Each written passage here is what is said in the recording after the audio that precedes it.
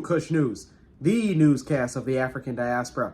I'm your anchor, Ochanda, in today for the weekend special, daily bringing you the top stories from Africa and the Caribbean. Let's take a look at today's news on Sunday, April 16th, 2023.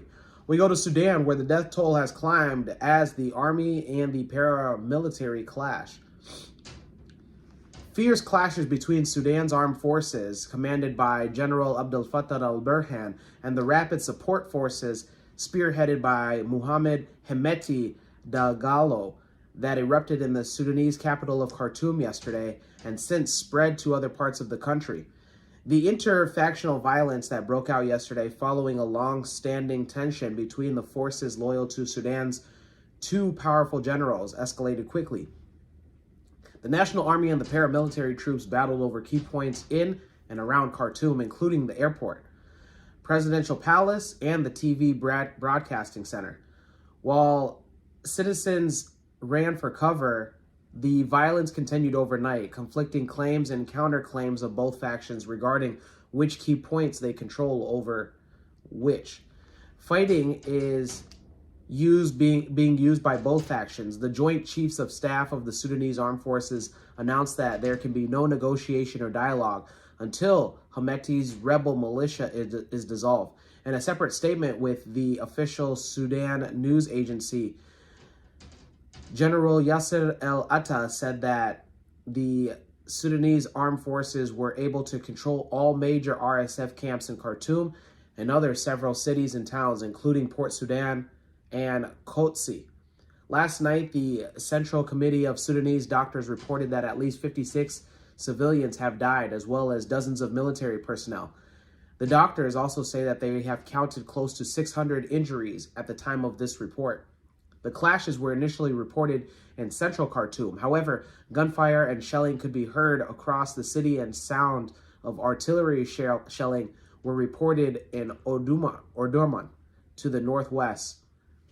The government has urged public to remain indoors. Armored military vehicles and other deployments could be seen on the streets as fighter jets and assault helicopters of the Sudanese Air Force patrolled the skies above the capital. This eruption of violence follows the growing tensions and the power struggle between General Abdel Fattah al-Burhan and the de facto General Hemeti Dagalo, the commander of the paramilitary.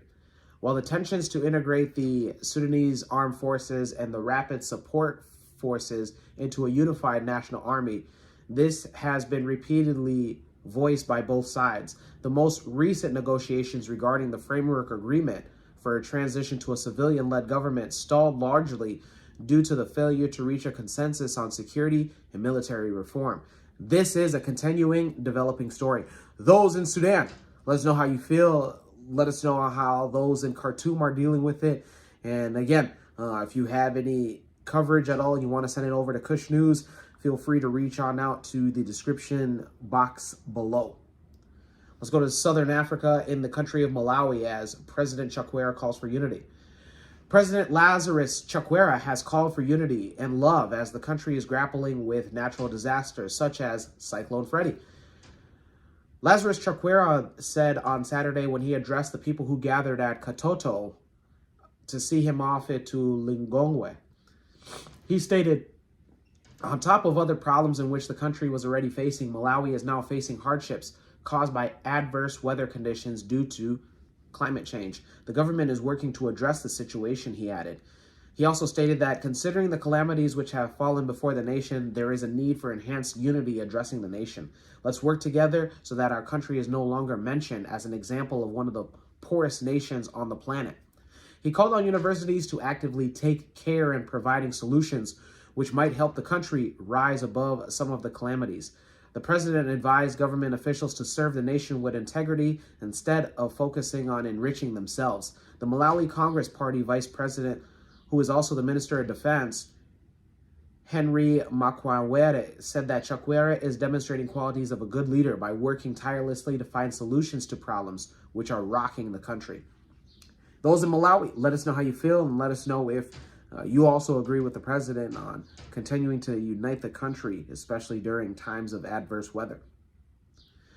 Let's go to East Africa and talk about the presidential visit of the Rwandan president in Benin.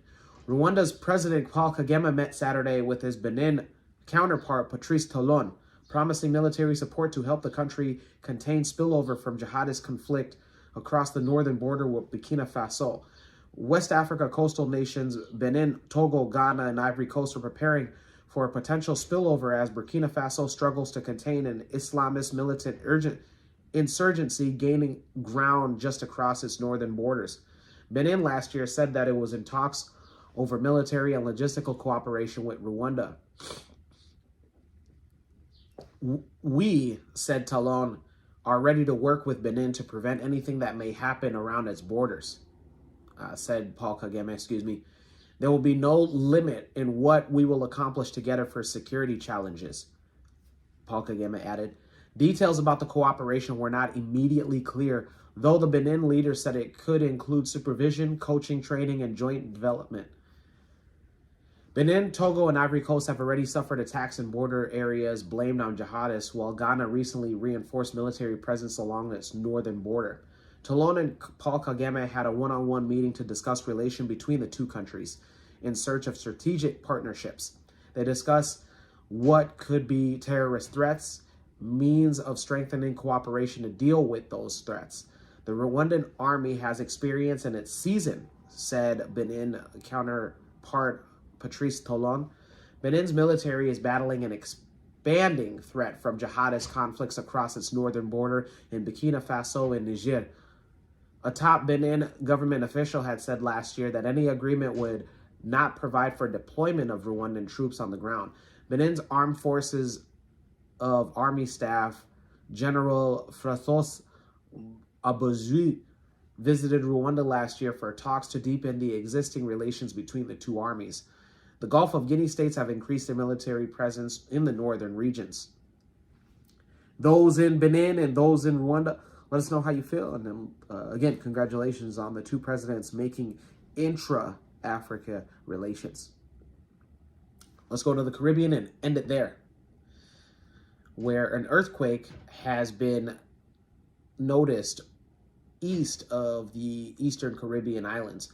Earthquake magnitude of 5.5 was reported northeast of Antigua and Barbuda this morning.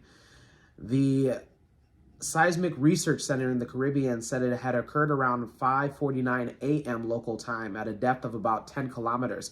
According to the automatic earthquake location from the Seismic Research Center, the quake struck St. John's, Basse-Terre, and Guadeloupe and could be felt across different places around Antigua and Barbuda.